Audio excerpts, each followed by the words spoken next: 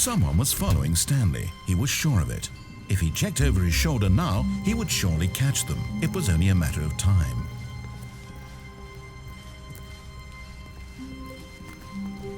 When Stanley came to a set of 2 open doors, he entered the door on his left. This was not the correct way to the meeting room, and Stanley knew it perfectly well. Perhaps he wanted to stop by the employee lounge first, just to admire it. Wow, yes, this room. What a beautiful room. What a gorgeous, gorgeous room. Thank goodness Stanley had taken this detour on his way to the meeting room. Life without having experienced this room was now too horrible even to consider. But eager to get back to business, Stanley took the first open door on his left. Stanley was so bad at following directions, it's incredible he wasn't fired years ago. Look, Stanley, I think perhaps we've gotten off on the wrong foot here. I'm not your enemy, really, I'm not. I realize that investing your trust in someone else can be difficult, but the fact is that the story has been about nothing but you all this time. There's someone you've been neglecting, Stanley. Someone you've forgotten about. Please, stop trying to make every decision by yourself. Now, I'm not asking for me, I'm asking for her. This is it, Stanley. Your chance to redeem yourself. To put your work aside, to let her back into your life. She's been waiting. That's her, Stanley. You need to be the one to do this, to reach out to her. If you can truly place your faith in another, then pick up the phone. As Stanley picked up the phone, a white light engulfed him, filling him not just with radiance, but with hope. Hope for a life reunited one... Wait. Oh, goodness. Stanley, did you just unplug the phone? No, that wasn't supposed to be a choice. How did you do that? You actually chose incorrectly? I didn't even know that was possible. Let me double check. No, it's definitely here, clear as day. Stanley picks up the phone. He's taken to his apartment where he finds his wife, and the two pledge themselves to one another.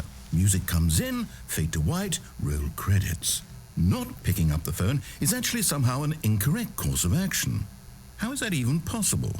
None of these decisions were supposed to mean anything. I don't understand.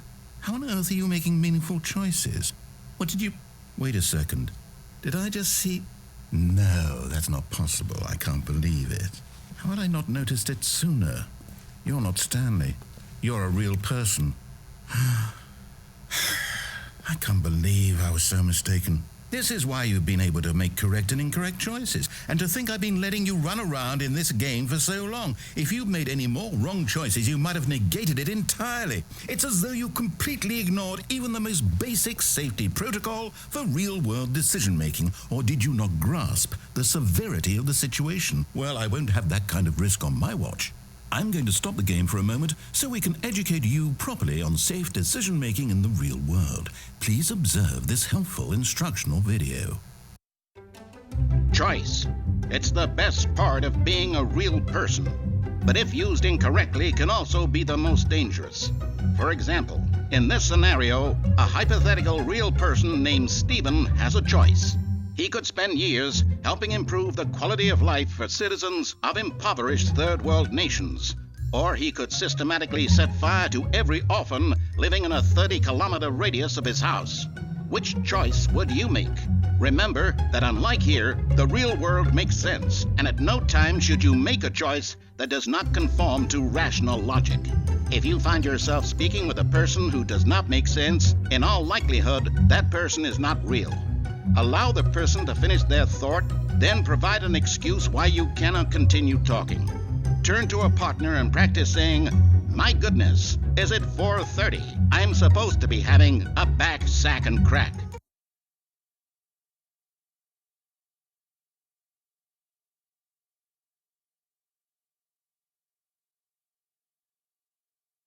Excellent.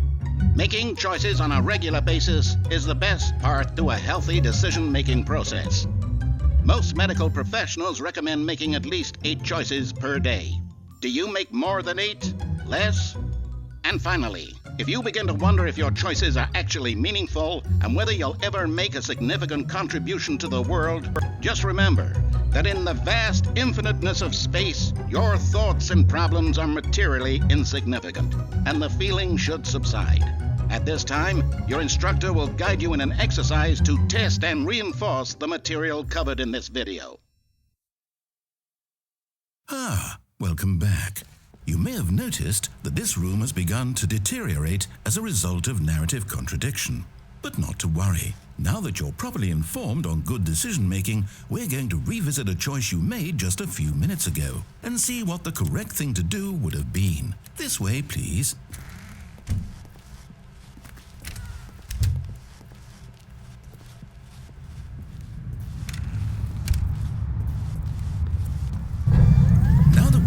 Choices are meaningful, we can't have you jumping off the platform and dying. Imagine the main character dying senselessly halfway through the story. That story would make no sense at all. We just need to get you home as soon as possible before the narrative contradiction gets any worse. Unfortunately, it seems this place is not well equipped to deal with reality.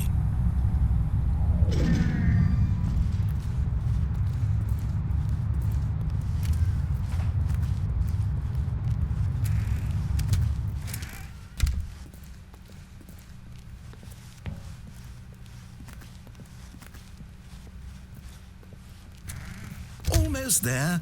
You'll take the door on the left, back to the correct ending, the story will have resolution once again, and you'll be home free in the real world.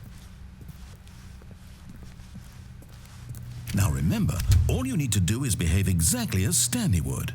That means choosing responsibly and always putting the story first. I'm quite sure you'll be up to the task. Just follow my lead and you'll be fine. All right.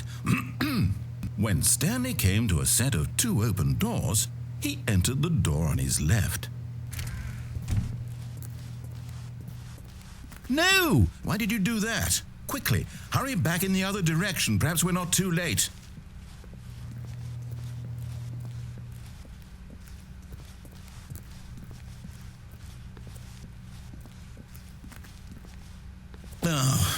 Ruined.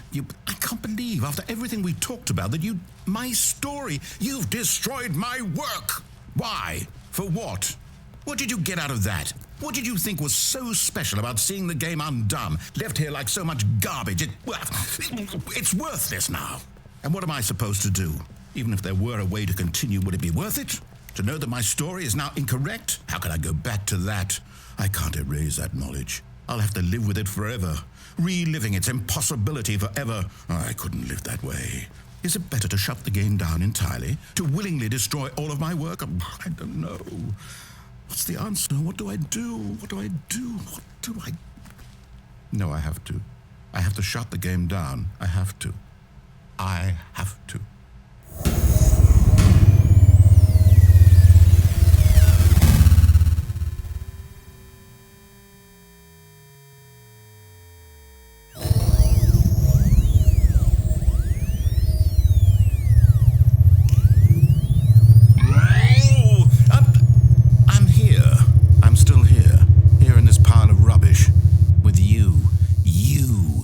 Thought you were so clever. Now look where we are. My entire game is destroyed. It was the only thing in the world that was mine, and you've run it into the ground. What, did you think that would be funny? You just had to see? Didn't I impress upon you how important it was to be like Stanley? He actually knows how to do what I tell him to. He understands that if I say to do something, there's a damn good reason for it. That thought hadn't even occurred to you, had it? That there's a world outside of you? You're a child. Oh, my story. If you'd just gone through the door on the left, you would have seen it. There was a whole underground facility. You would have destroyed it and been victorious. It would have been so perfect. I worked so hard on it. I tried so hard.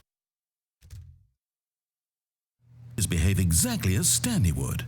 That means choosing responsibly and always putting the story first. I'm quite sure you'll be up to the task. Just follow my lead and you'll be fine. All right. When Stanley came to a set of 2 open doors, he entered the door on his left.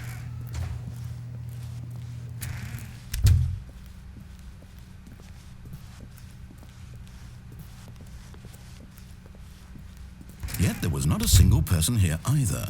Feeling a wave of disbelief, Stanley decided to go up to his boss's office, hoping he might find an answer there. Coming to a staircase, Stanley walked upstairs to his boss's office.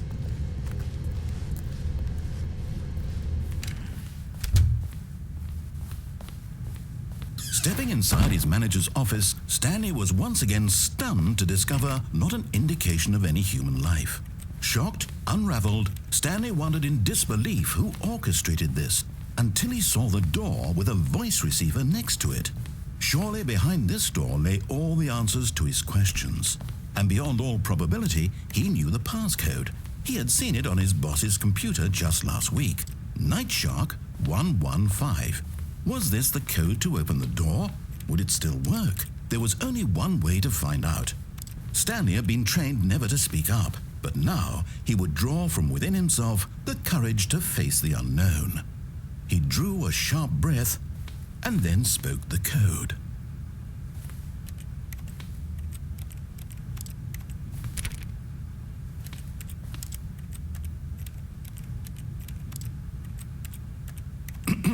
Stanley spoke the code. Night Shark 115. He spoke it into the receiver, right there on the wall.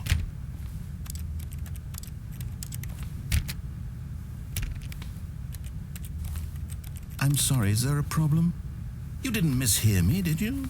Please speak the code into the receiver. Otherwise we can't get on with the story. This is a crucial step.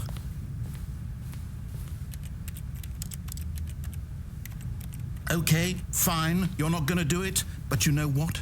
It's pretty humiliating to bring you this far, only for you to suddenly decide you have better things to do. I asked you for this one single thing, for your respect. The kind of respect Stanley shows for his choices. He knows what it means to take a story seriously. If you didn't want to see what I had to show you, then why did you come here? You had a choice, you know. You could have gone through the door on the right. You could have done whatever the hell you wanted over there. Why did you come this way? Speak. Say something to me. Explain yourself, you coward. When Stanley came to a set of 2 open doors, he entered the door on his left. Stanley? Hello? Are you... Is everything okay? Stanley, please. I need you to make a choice. I need you to walk through the door. Are you listening to me? Can you hear me? Is everything all right? Stanley, this is important. The story needs you. It needs you to make a decision. It cannot exist without you. Do you understand me? Whatever choice you make is just fine. They're both correct. You cannot be wrong here. We can work together. I'll accept whatever you do. I simply need you to take that step forward, please. Choose. Do something. Anything. This is more important than you can ever know. I need this. The story needs it. So, you hear me?